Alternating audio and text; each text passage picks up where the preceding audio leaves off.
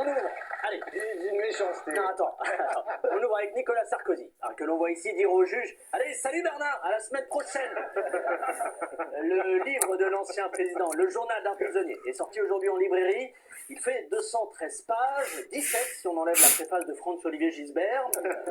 Le livre a évidemment suscité beaucoup de réactions, notamment dans les cercles de gauche. On voit d'ailleurs ici le journaliste de Libération en train d'écrire la critique du livre. Alors, pour ceux qui sont passés à côté, le bouquin parle de la terrible souffrance d'un homme condamné injustement, et là je parle bien entendu de son éditeur qui a été obligé de lire le livre.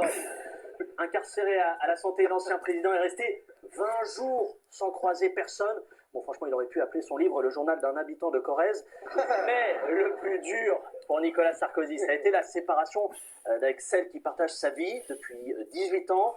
Je parle bien sûr de sa place à côté de Nasser au Parc des Princes. Alors moi, je l'ai lu le livre et je veux dire que j'ai beaucoup été touché à l'épaule par un inconnu dans le train qui m'a dit hey, « Réveillez-vous, vous êtes endormi à la 3e page, monsieur. » Bref, vous l'aurez compris, le journal d'un prisonnier, c'est le cadeau idéal à offrir à vos proches en cette période de Noël, à condition bien sûr que vous détestiez vos proches, bien sûr. Allez, on reste dans la politique avec cette actu, surprenante c'est vrai, franchement on l'a évoqué hier. Le RN prépare une proposition de loi pour rouvrir des maisons closes. Le parti a précisé que ces lieux ne s'appelleraient plus maisons closes, il faudra trouver un autre nom.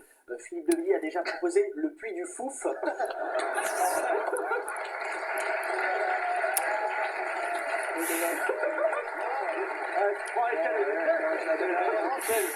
Petit jeu de mots.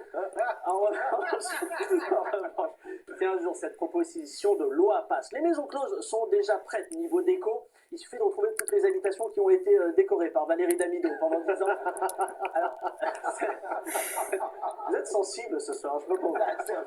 Cette proposition, elle est portée par le député Jean-Philippe Tanguy, qui rappelle que les prostituées vivent souvent dans des conditions terribles. Certaines sont obligées de travailler dans des camionnettes au bois de Boulogne ou pire dans des duplex à Limoges. Et c'est pas étonnant que cette proposition émerge du Rassemblement national, car il faut dire que le RN est directement touché par la prostitution, notamment par le racolage incessant de son électorat par 7 prostituées qui traînent tous les soirs devant ses locaux. C'est Bruno. Allez, Madame Bruno. Allez, la grande Bruno. Oui. La grande. Allez, un petit mot maintenant sur ce feuilleton qui passionne le monde entier. Cette semaine, Paramount a proposé de racheter Warner Bros. Pour 108 milliards de dollars. Pour rappel, Netflix a déjà fait une offre la semaine dernière à 86 milliards de dollars. 24 heures après, c'est France Télé qui tentait de all-in en proposant 5 tickets resto et un pins de Taratata. Je prends. Et alors? En bref, c'est une brève. En bref, une autre. Dans l'actu, le petit Robert a révélé son top des mots les plus recherchés en 2025. Alors parmi les mots les plus recherchés cette année, il y a wesh qui marque l'étonnement et le dépit. S'il y a des Versaillais dans le public ce soir, c'est l'équivalent de diantre pour vous. Par contre, comme l'année dernière, les mots les moins recherchés sont Olivier et fort. Le mot le plus recherché en 2025, quant à lui, c'est, je vais vous parler, masculinisme, qui désigne, je cite, l'ensemble de revendications cherchant à promouvoir les droits des hommes et leurs intérêts dans la société au détriment de ceux des femmes. Une définition un peu longue, moi j'aurais juste mis la photo de Brigitte Macron au spectacle d'Harry Habitant. Allez, je termine avec une info high-tech. La firme iMirror va sortir un miroir intelligent inspiré de celui de Blanche-Neige. L'outil est ultra performant, la preuve, ma copine l'a testé, et chaque fois qu'elle lui demande « Miroir, dis-moi qui est la plus belle », le miroir répond « Nathalie Portman, bien sûr. »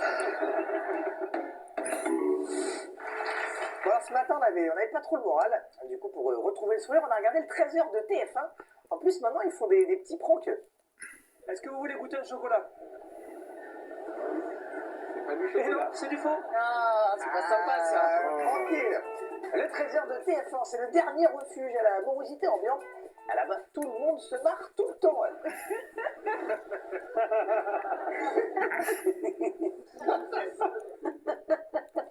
C'est sympa, quoi. Ouais.